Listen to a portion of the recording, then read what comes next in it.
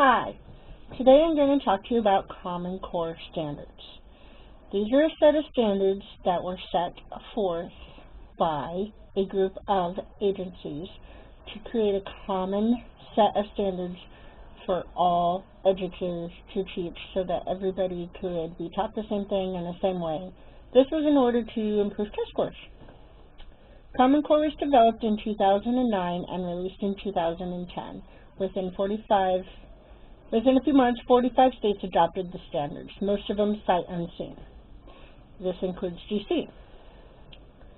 Diane Radovich says that no other nation in the world has inflicted so many changes or imposed so many mandates on its teachers and its public schools than we have in the last dozen years. It started with President Bush, No Child Left Behind. And then it moved on to the Obama administration with Race to the Top. The advocates for Common Core reform standards saw them as a way to raise test scores by making sure that students were everywhere in every grade were taught using the same standards. However, this didn't take into any consideration how individuals learn. As we know, everybody has their own personality, they have their own sense of style, they have their own sense of putting themselves out there. Well, this goes for learning. Everybody learns differently. Some people learn visually, some people learn factually, some people learn hands-on. By Common Core standards, everybody has to learn the same way. So a person who is a visual learner and is forced to sit down and manually write math problems out may never understand the full concept of that math question because they're being forced to learn it as a way that is not going to help them learn. Everybody learns differently. Also, people learn at different paces. Some children read earlier than other children, and a lot of it is practice, and a lot of it is children are developmentally different, even at the same age. You can't expect all 18-year-olds to be the same. You can't expect all 5-year-olds to be the same. Diane Radovich also says that one of the problems with Common Core is that no one's in charge of fixing them. If the demands of the students in pre-K or kindergarten and first grade are developmentally inappropriate for their age group, such as certain testings, who do they go to? Who do they seek to help change? The original developmental group of these Common Core standards no longer exists. And there is no agency that has any authority to provide these standards. So there's almost like they're set in stone. A lot of the Common Core didn't have sufficient educator input in it. A lot of it was big business. A lot of it was put in so that they're based on test scores. Common Core standards, I believe, is a test score factory. We want to raise the test scores to bring everything up higher. However, you have to take other influences. Children in affluent neighborhoods that have access to good health care, stable families, and good schools that have resources are going to test higher. They have access to that. Children who live in impoverished neighborhoods and overcrowded schools and less funding are not going to test higher because they do not have access to the resources to help them achieve higher grades. I also think Common Core is a way of taking out the individuality of the student and schools. Each school in each region are different. Take Colorado for an example. Eastern Slope, Western Slope. Two different areas. Western Slope is more of a rule setting. Most of the schools are smaller, most of them don't. Most of them are not influenced by larger neighborhoods, population. And then you even have some of the surrounding schools in Western Slope that are very small, containing only 20 to 30 graduates. You have your Eastern Slope schools.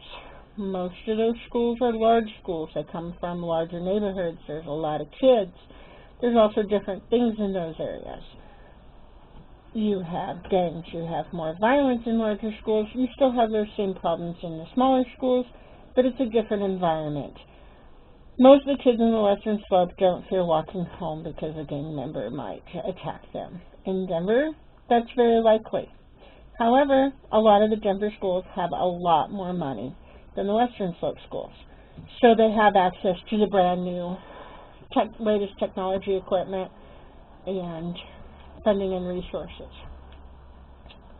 I also feel that Common Core doesn't allow for individual thought or individual creativity. Younger children in the younger grades, like 5th grade and younger, they need time to have imagination play. They need to be able to play. Younger children learn by playing. You cannot take a 5-year-old and set them in a chair and make them write 8 hours a day, 12 hours a day. First of all, some of them don't even know how to write yet. Second of all, they need to be able to create. They need to be able to see. Yes, blocks are square, but blocks are also cubes. They need to be able to put them in their hands and feel the difference in them, not just see pictures, not just see words. Common Core, many of the educators and teachers and parents are against Common Core because it leaves any parental input out of how a student is taught. It leaves any teacher education input out. If a teacher has a different style of teaching the way that math is presented, Common Core says he has to teach it one way only. Well, if he can teach it another way and bring 5 more students to understanding the process or the concept, then why shouldn't he be allowed to teach? Such as literature. Common Core standards say that only a certain amount of percentage of literature can be fiction. The rest of it has to be informational text.